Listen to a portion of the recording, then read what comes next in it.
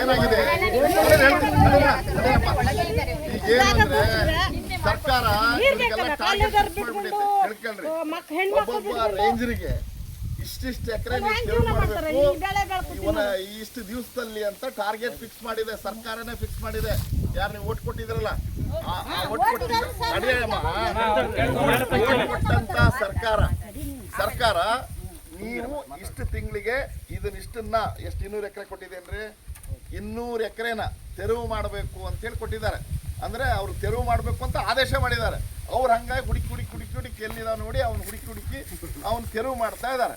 ಅದಕ್ಕೆ ಅವಕಾಶನ ಕೊಡೋದಕ್ಕೆ ಸಾಧ್ಯ ಆಗೋದಿಲ್ಲ. ಅವ್ರು ರಕ್ಷಣೆ ಕೊಡ್ತೀವಿ ಅಂತ ಈ ಸರ್ಕಾರ ಬರೋದಕ್ಕಿಂತ ಮುಂಚೆ ಕುಂಸಿಯಿಂದ ಶಿವಮೊಗ್ಗದವರೆಗೆ ಪಾದಯಾತ್ರೆ ಮಾಡಿ ಸಿದ್ದರಾಮಯ್ಯ ಮತ್ತೆ DK ಶಿವಕುಮಾರ್ ನಾವು ಅವ್ರ ಜೊತೆಗೆ ಇದ್ವಿ, ಪಾದಯಾತ್ರೆ ಮಾಡಿದ್ವಿ, ರಕ್ಷಣೆ ಕೊಡ್ತೀವಿ ಅಂದಿದ್ವಿ, ಹಕ್ಕು ಕೊಡ್ತೀವಿ ಅಂದಿದ್ವಿ, ಮುಳುಗಡೆ ರೈತರಿಗೆ ಹಕ್ಕನ್ನು ಕೊಡ್ತೀವಿ ಅಂದಿದ್ವಿ, APCಲಿ ಇರೋರಿಗೆ ಹಕ್ಕು ಕೊಡ್ತೀವಿ ಅಂದಿದ್ವಿ, ಫಾರೆಸ್ಟಲ್ಲಿ ಇರೋರಿಗೆ ನ್ಯಾಯ ಒದಗಿಸ್ಕೊಡ್ತೀವಿ ಅಂದಿದ್ವಿ.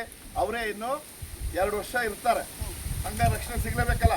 ಅವ್ರು ಹೇಳಿದ್ದು ಒಂದು ಮಾಡಿದ್ದು ಅಂತ ಈಗ ನೋಡಿದ್ರೆ ಒಕ್ಕಲೆಬ್ಸೋದಕ್ಕೆ ಆದೇಶ ಮಾಡಿದೆ ಇದೇ ಸರ್ಕಾರ, ಇದೇ ಜನಪ್ರತಿನಿಧಿಗಳು. ಎಲ್ಲೋದ್ರು ಅವರು ಅದಕ್ಕೆ ಅವ್ರಿಗೆ ಹೇಳಿದೀವಿ. ಈಗ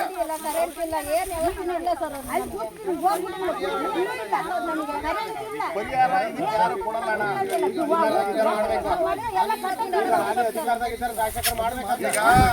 ಈಗ ಅರಣ್ಯ ಅಂತ ಇರೋದಕ್ಕೆ ಹಕ್ಕನ್ನು ಪಡಿಬೋದೇ ವಿನ ನೀವು ಹಕ್ಕನ್ನು ಪಡಿದೇನೆ ಹಕ್ಕು ಇಲ್ಲದೆ ಇರೋದಕ್ಕೆ ಪರಿಹಾರ ಪಡೆಯೋದಕ್ಕೆ ಅವರ ಇದರಲ್ಲಿ ಕಾನೂನು ನಡೀಲಿ ಅವಕಾಶ ಇದೆಯಲ್ರಿ. ಕಾನೂನಲ್ಲಿ ಅವಕಾಶ ಇಲ್ಲ ಕೊಡಕ್ಕೆ. ನೀವು ಹಕ್ಕೇನಾದ್ರು ಪಡೆದು ಇಲ್ಲಿಂದ ನೀವು ಮತ್ತೆ ಪುನರ್ವಸತಿ ಬೇರೆ ಕಡೆ ಹೋಗ್ತೀವಿ ಅಂದ್ರೆ ಅದಕ್ಕೊಂದು ರೇಟ್ ಫಿಕ್ಸ್ ಮಾಡಿದ್ದಾರೆ ಇಲಾಖೆಯವರು. ಏನು ಇಲ್ಲಿಂದ ನೀವು ಹೊರಗಡೆ ಹೋಗ್ತೀರಿ, ಈಗಾಗಲೇ ನಿಮ್ಗೆ ಹಕ್ಕಿದೆ, ಒಂದು 5 ಎಕರೆ ಇದೆ, ನೀವು ಇಲ್ಲಿ ಇರೋಲ್ಲ, ಈ ಅಭಯಾರಣ್ಯ ವ್ಯಾಪ್ತಿಯಲ್ಲಿದೆ, ನಾವು ಹೊರಗಡೆ ಹೋಗ್ಬೇಕು ಅಂದ್ರೆ ಅವರಿಗೆ ಕೊಟ್ಟು ಹೋಗ್ಬೇಕು, ಅವ್ರು ತಗೊಳ್ತಾರೆ. ಆದ್ರೆ ಇದಕ್ಕೆ ಹಕ್ಕಲ್ಲ. ನೀವು ಹಕ್ಕನ್ನು ಪಡಿಬೇಕು ಬಿಟ್ರೆ ಹಂಗೆ ಹೋಗಕ್ಕಿಲ್ಲ, ಹಕ್ಕನ್ನೇ ಪಡಿಬೇಕು. ನೀವು ಹಕ್ಕು ಪಡಿಯಕ್ಕೆ ಅವಕಾಶ ಇದೆ. ಹಂಗೆ ಹೊರಟ್ರೆ ಈ ತರ 3.5 ಲಕ್ಷ ಜನ ಅರ್ಜಿ ಸಲ್ಲಿಸಿದ್ದಾರೆ. ನಿಮ್ ತರನೇ ನೀವು ಒಬ್ಬರೇ ಅಲ್ಲ, 3.5 ಲಕ್ಷ ಜನ ಕರ್ನಾಟಕದಲ್ಲಿ ಅರ್ಜಿ ಸಲ್ಲಿಸಿದ್ದಾರೆ. ಆ 3.5 ಲಕ್ಷ ಜನಿಗೆ ಏನಾಗುತ್ತೋ ಅದೇ ನಿಮಗಾಗುತ್ತೆ. ಆ 3.5 ಲಕ್ಷ ಜನನು ಒಕ್ಕಲೆಬ್ಸಬೇಕು ಅನ್ನೋದಾದ್ರೆ ಕೇಳಿಯಮ್ಮ, 3.5 ಲಕ್ಷ ಜನನು ಒಕ್ಕಲೆಬ್ಸಬೇಕು, ಕರ್ನಾಟಕದಲ್ಲಿರೋ ಅರಣ್ಯವಾಸಿಗಳನ್ನ ಒಕ್ಕಲೆಬ್ಸಬೇಕು ಅನ್ನೋ ಸರ್ಕಾರ ತೀರ್ಮಾನ ತಗೊಂಡ್ರೆ ನೀವು ಒಕ್ಕಲೆಬ್ಸೋದು ಅವಾಗ ಏನು ಅಂತ ಪರಿಹಾರನೋ ಮತ್ತೊಂದು ತೀರ್ಮಾನ ಇಲ್ಲ. ಇವ್ನಿಗೆ ಹಕ್ಕನ್ನು ಕೊಡಬೇಕು, 75 ವರ್ಷ ಇರೋದನ್ನ 25 ವರ್ಷ ಮಾಡಬೇಕು ಅನ್ನೋದು ಕಾನೂನು ಮಾಡಬೇಕು ಅನ್ನೋದು ಒತ್ತಾಯ ಇದೆ. ಯಾವುದು 25 ವರ್ಷಕ್ಕೆ. ಆ ಸಂದರ್ಭದಲ್ಲೂ ಸಹಿತ ನಿಮಗೆ ನ್ಯಾಯ ಸಿಗಕ್ಕೆ ಸಾಧ್ಯ ಇದೆ. ಇದರಲ್ಲೇ ಕೊಡಕ್ಕೆ ಅವಕಾಶ ಇದೆ.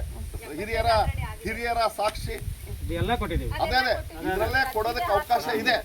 ಹಿರಿಯರ ಸಾಕ್ಷಿ, ಇನ್ನೊಂದು ದೇವಸ್ಥಾನನೋ ಮತ್ತೊಂದು ಮುಗ್ದೊಂದು ಹಲಸಿನ ಮರನೋ ಮಾವಿನ ಮರನೋ ಹುಣಸೆ ಮರನೋ ಅದು ಒಂದು ಸಾಕ್ಷಿ. ಆಮೇಲೆ ಈ ತರದವು 13 ತರದ ಸಾಕ್ಷಿಗಳಿದ್ವು. ಅಂದ್ರೆ ಸಂದರ್ಭಿಕ ಕಣ್ಣಿಗೆ ಕಾಣುವಂತ ಸಾಕ್ಷಿಗಳನ್ನ. ಆದ್ರೆ IAS ಆಫೀಸರ್ ಹತ್ರ ಸಿಕ್ಕ ಇವರಲ್ಲ, ಇವ್ರ ಅದ್ರಲ್ಲಿ ಒಬ್ಬ ಮೆಂಬರ್ ಅಷ್ಟೇನೆ. ಯಾರು ನಿಮ್ ಡಿಪಾರ್ಟ್ಮೆಂಟ್ ಇಂದ ಮೆಂಬರ್ ಅಷ್ಟೇ ಇರ್ತಾರೆ. IAS ಆಫೀಸರ್ ಹತ್ರ ಇದು ಹಕ್ಕು ಕೊಡೋದು IAS ಆಫೀಸರ್ ಹತ್ರ ಸಿಕ್ಕಾಕೊಂಡು ಅನ್ಯಾಯ ಆಗಿದೆ. ಇಡೀ ದೇಶದಲ್ಲಿ ಅನ್ಯಾಯ ಆಗಿದೆ. ನಿಮ್ಗೆ ಸಿಗ್ಬೇಕಾದ ಹಕ್ಕು ಸಿಗದೆ ಇರೋದಕ್ಕೆ ಕಾರಣ IAS ಆಫೀಸರ್ನ ಅಧ್ಯಕ್ಷನ್ ಮಾಡಿರೋದು. ಸಾಮಾನ್ಯ ತಹಸೀಲ್ದಾರನ್ನ ಮಾಡಿಬಿಟ್ಟಿದ್ರೆ ಸಿಕ್ಬಿಡ್ತಿತ್ತು.